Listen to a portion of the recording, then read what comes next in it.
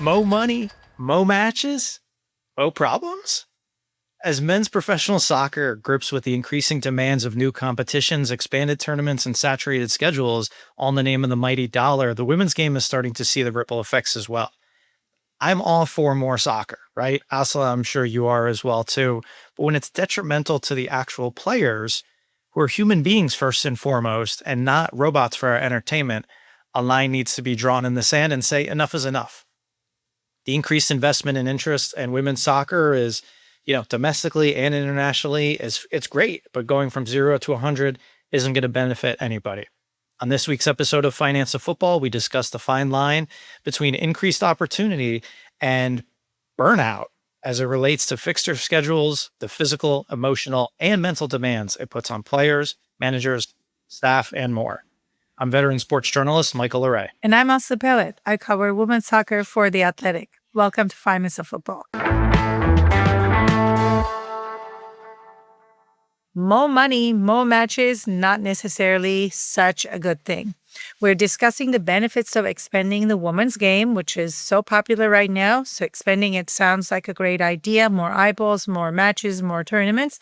In January, FIFA announced the inaugural FIFA Women's Club World Cup will set to take place in 2028 in Qatar. The Women's Soccer League has already spoken out against the 16-club competition, which will be played in the middle of European women's calendar, which is a really big issue on their end. Quote, this is a scheduling issue rather than a strategic one. The timing is what causes us real concerns, end quote, a WSL spokesperson said about the issue and added, we are not saying we do not want FIFA to bring in new competitions. We're fully on board with the strategy to help the women's game grow globally. At best, it will cause us real scheduling issues, just the same way it did when Qatar wanted to host the World Cup in 2022.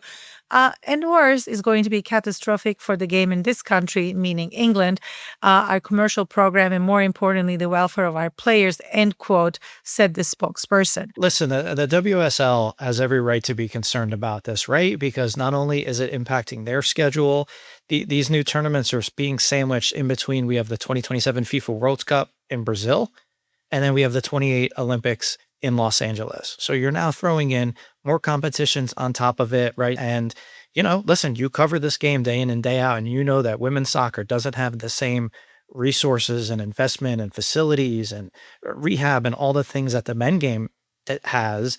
And even those players are complaining about a saturated fixture schedule. So how are you going to sit here and try to ramp up the women's side to what the men are doing without having those same resources? So, this isn't the first time FIFA's done this. They unveiled the inaugural FIFA Women's Champions Cup, which was played a couple months ago. Arsenal came out on top of a 6-club event. Did you watch it? Did you know about it? I don't know if it was a big thing. I did. I know you did for work. Yeah, I know you did for work. Exactly.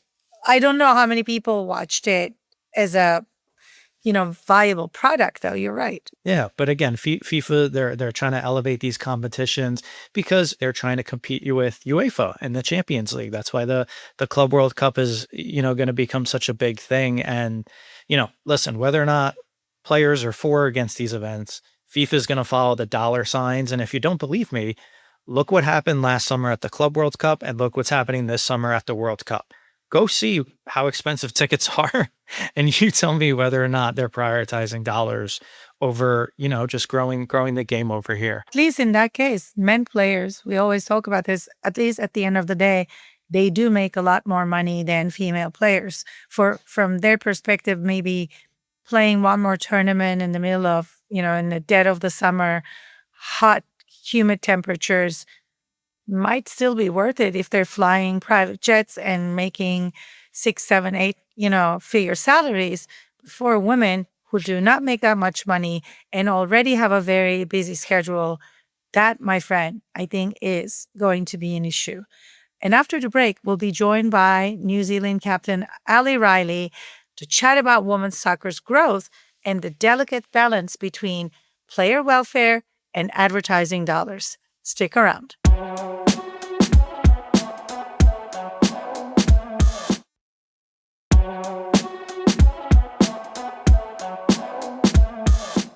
Welcome back to Finance of Football. Joining us on the show today is former New Zealand captain and Angel City FC captain Ali Riley, making her professional debut in the now defunct women professional soccer. Ali had been a mainstay in the global game until retiring at the end of the 2025 NWSL season with Angel City FC. Thanks for joining us, Ali. So nice to have you today. Thank you for having me. I always love talking to you about so many important things. So just adding another one to the list. We're in exciting times in women in sports, I think. So that's probably why we always have fun things to talk about. A lot of progress being made. And you were in the middle of it, right? You played in the US, both in the old, women professional soccer league, and then you were one of the pioneers who jumped on and played in the NWSL. You played in Sweden, England, Germany, and of course, for your country, you have 163 caps for New Zealand, which includes 5 World Cups and 4 Olympics. How much have you seen the interest in investment in women's soccer grow from the moment you turned pro until you hung up your boots last October? I think the most obvious change in terms of investment for me and my experiences is the fact that the league folded. The fact that the league folded in the beginning of 2012. That's why I went to Europe. That's why I stayed in Europe. I didn't have faith that the US could sustain a women's soccer league, which seems crazy when we think about the 99 World Cup final and how successful we perceived women's soccer to be for such a long time. But there actually were two failed leagues before the NWSL, which is going into its 14th season. So I think, especially considering the scandal and all of the news that came out in 2021, and we found ourselves in a really similar moment where players were afraid if we come forward, if we dismantle some of these systems, that we won't have a league anymore. But instead, the league changed and systems were put in place and the league got better and players felt safer.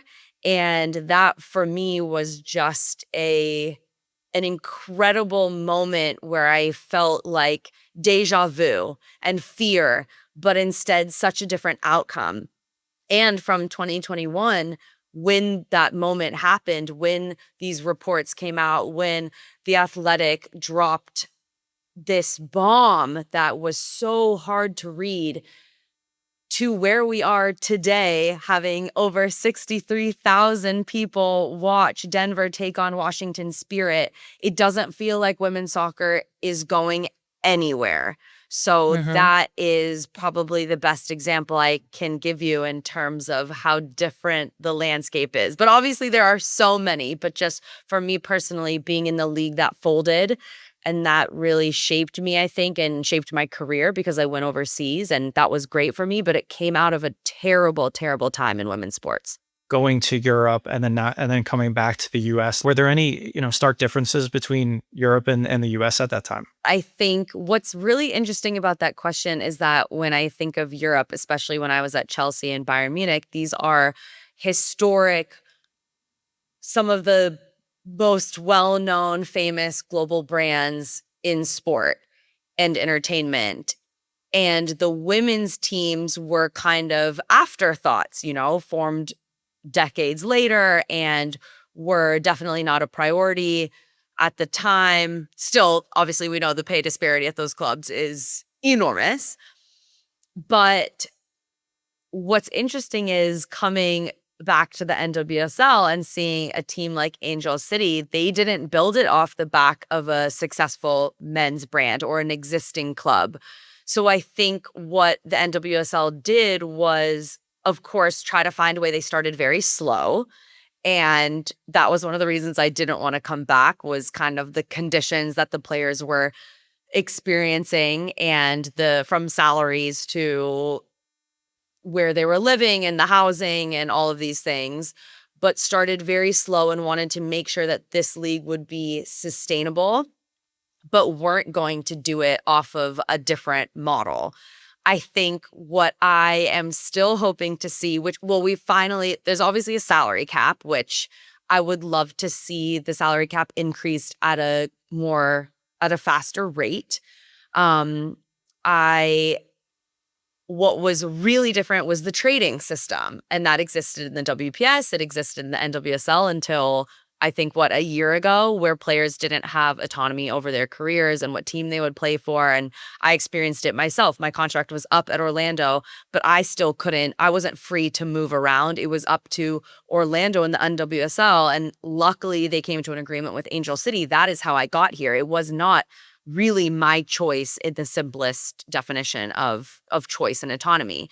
So I think that's something that I was waiting and hoping, not just the increase in salaries, not just better resources and conditions for the women playing in the US, but more control over their own careers, their own destinies, where they wanted to play.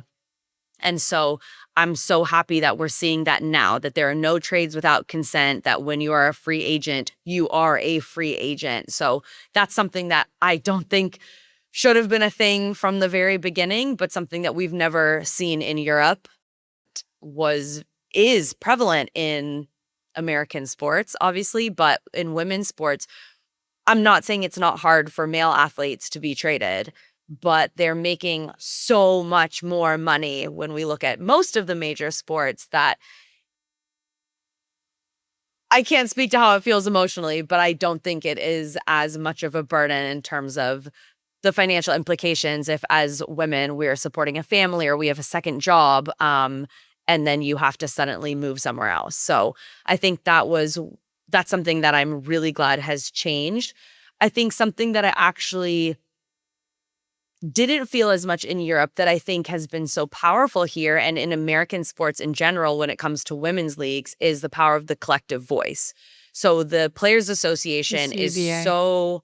yes. And the Players Association here, which was started by former players, is really, really present and engaged. And that association obviously existed and was helping players before a CBA was finally signed in 2022. But I think that kind of the union work, and that's just much more, it feels more present here. And I think when we look at women's sports, when we look at what's just happened in the WNBA, when we look at the CBA and now how the CBA has changed and evolved in the NWSL, that collective voice, that power, that is, I think, why when we took a stand in 2021, we had different results than in 2011, and also why we're seeing the sport advance and the money increase and across all leagues, this collaboration between players. So that's something I'm really proud of when it comes to maybe American women's sports, but also that I think there's maybe a need for it more here than in Europe because there are better salaries and there's no salary cap. So just different landscapes, I think. Earlier in the show, we were discussing the pros and cons of the game's growth, with one of the major drawbacks being a saturated or increasingly saturated fixture can actually be detrimental to players' well-being, injuries, mental health, forming a family, whatever you call it. But I think the governing bodies, FIFA or here the league, the NWSL, how do you think they will find an appropriate balance? Because we're also in a growth period. And of course, we want to put more in front of the eyeballs so that the more people will be engaged with the product. But is there a concern about growing too quickly in your mind? Not just my mind, I think it is a very frequent topic of conversation for players across the globe. And we have FIFPro, talk about another players association, another union, the global union of players. The added fixtures and the pressure it's putting on players' bodies. And I mean, you mentioned so many reasons why this is important to talk about. I think money comes into it. If we're going to play more, pay more. But and again, there's a difference. If you're playing throwing out a number, right? If you're playing 50 fixtures and you earn $50 million versus 50 fixtures and you get paid $70,000, I think, again, feels different. But I like how you talked about also just holistically for players. And this, of course, applies to male soccer players as well. And the MLS doesn't have the same outrageous salaries, outrageously big disparity when we look at comparing top leagues. Like, I think NWSL is, with the WSL, the top 2 leagues in the world. So if we look at the salaries in the top 2 leagues in the world for men, but again, people always bring up the MLS and that those men don't have all, aren't all making 7 figures here. So I think, but you're talking about just the players' emotional and physical. And I think these, again, how are we protecting players? How are we giving them resources? How are we making sure they are able to recover? This is looking at standard of the facilities they're in. This is talking about the recovery modalities. Is there massage? Is there nutrition? But then you get to a point where it doesn't matter, even if you do have all of those resources. There comes to a point where this could mean that players have shorter careers. It could mean that there are more injuries. And what does that mean? Is that really what we want? That we have these amazing players and there's so much exposure and we get to see this exciting game played all the time, but our favorite players aren't able to play as long? I don't know really what the priority is, but I do think it, again, comes back to how we are financially supporting players when we are asking them to do so much more. And you look at governing bodies like UEFA or FIFA, and when we're adding on a Club World Cup or adding, the women's prize money is still so far from the men's prize money. So again, if you're adding in another competition, I need to see that money be equal to what the men are going to make if they are able to play in another competition. Totally. Yeah, definitely get that. But even on the men's side, right? If there is more money involved, they're still speaking out saying, hey, we're human beings. Like we can't, Absolutely. right? Wasn't Rodri, I think, spoke out about, hey, we might boycott him. We might do these things. And then he goes and tears his ACL. So it's like, it's just very tough regardless. But you're exactly right. I think there needs to be more kind of incentive, for lack of a better word, to justify, hey, we're going to add 50 more matches to your schedule this season. And kind of with that, we have the inaugural FIFA Women's Champions Cup just happened. We're gonna have the Women's Club World Cup in a couple years' times. Just, what are your thoughts on these tournaments and these events? I think this is where FIFA Pro and these different organizations will become so important, because it is hard for a player or even a team of players to stand up and say, we're going to boycott something. I mean, there are so many layers to the player, the club, the leagues, and all of this. To have your club or your league represented in a Club World Cup, there's a lot of money on the line. There is prestige on the line that helps for signing players. There is so much at stake. So I think the collective voice becomes really, really important. And you're going to have players who do want to play in these, that it's their dream, or if a team will rotate their players. But all of that is very hard to navigate as an individual. How can there be, I think, also more research on, especially a lot of research is done on men. So if we look at the women's calendar, and so, right now we don't have any direct correlations. There's so many people, amazing people working on it, but is it a, fatigue is correlated to ACLs, or what is it? But beyond just ACLs, I think if we look at injury, it's like, what is the data that we can provide? And Michelle King obviously has a huge project looking at women's health. And the more information we have about women and exercise and our bodies, maybe that could be something that plays into some of these decisions around timing of fixtures, congestion of the calendar, and just what is realistic if you want to be able to get the best out of these amazing players. So it's a really, really hard conversation, because, again, it feels like there is so much to be gained by having more tournaments. But I just think, first, make make the pay equal and then see if players want to do it or what. Because right now, when you're saying, okay, well, the men have all these fixtures and these extra tournaments, so we want to have the women do it too. You want equality, but we're not, it's not equal conditions for doing equal work. So I think that still has to be a major part of the conversation. And then looking at the data, some of the miles, obviously New Zealand players and Australian players have always been at the top of the list with how many miles the players are traveling. Mm-hmm. And then are they all traveling business class? Are they able to actually recover when they're on these flights? What is the nutrition like? What is the scheduling of the flights? How many days? There is so much, but I do think players should be a part of those conversations, which again is why unions are crucial. Yeah.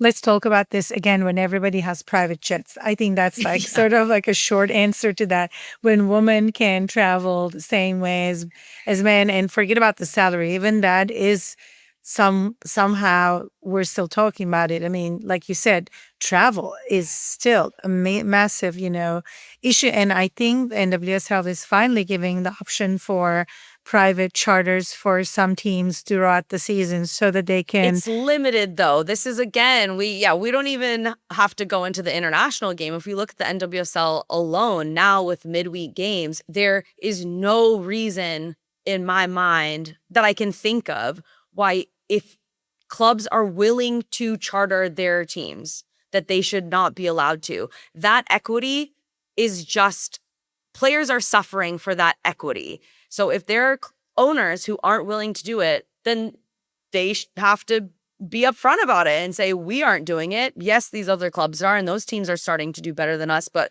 that's not something we're willing to do or can't afford to do, whatever it is. But I don't think the players, we already have this salary cap. If we're going to have this salary cap and have that parity and keep it, all the arguments that Jessica Berman has and the owners who want to keep this, but chartering flights, single occupancy rooms, those are non-negotiables for me.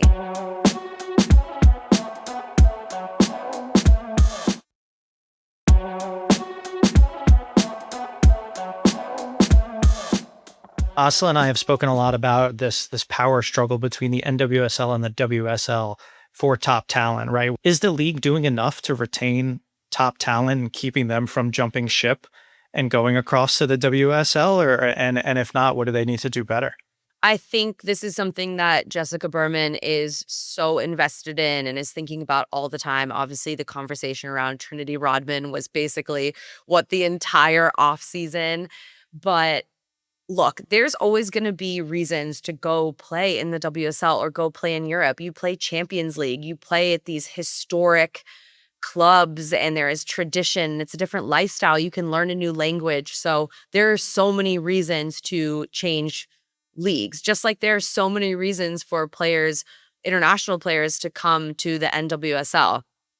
My point is that reason should never be money. The reason should not be that I can't earn what I am worth or earn my value in the NWSL. So I'm going to go over to the WSL. And so I think a compromise with that was the high impact player rule. I don't think it does enough. I think it shouldn't be limited to players who fall under certain criteria, because if a player is valued, who sets the value? Shouldn't it be the club that wants to sign the player, or 3 players or 5 players, or use it to pay their current players? So that's where I disagree with the current situation. But it does show to me that it is a priority for Jessica and for the NWSL. And one of the last questions we want to ask you is, before you hung up your cleats as a player, we already knew your personality, your, marketability. You were probably, after Alex Morgan, not probably, arguably the most marketable player of this league. Even though you were not a U.S. national women's team player, you made the best deals while you're playing actively. So you're very savvy.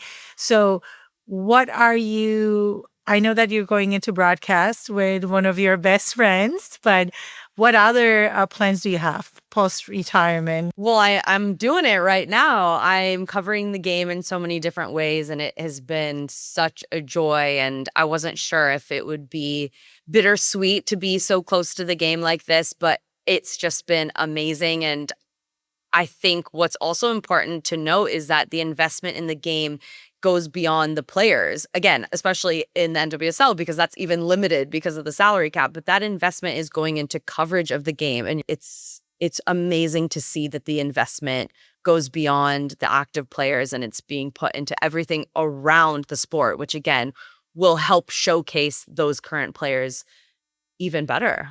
And also, I knew when I came to Angel City that it was most likely going to be the last stop on the train for me. And that was something I was so, so happy about and was really grateful to be able to end my career at home. And once I saw how the club was structured and the amazing leadership and the front office and just what was going into building something so special. I think it's the most important club in sports for what it stands for and how different they structured it. And I'm not saying it's the best team in the world. I'm not saying, but the most important. I think it really is the most important club. And I just had a dream that when I did hang up my boots, that I would be able to continue to play some small part in this club that I had been a part of from the beginning. So I'm going to be consulting and have a small role with Angel City, working in some of the partnerships and some media and, of course, the community. And that's something that was so important to me as a player. It gave me a huge purpose. I think I performed my best because I knew I was playing for the communities of Los Angeles and I wanted to give back, and the club does such a great job with that. So I've already been able to do a few things kind of under the radar before it has been announced, but I'm just so thrilled to continue my work for Angel City and just be part of this club that is so, so near and dear to my heart and is basically part of our family at this point.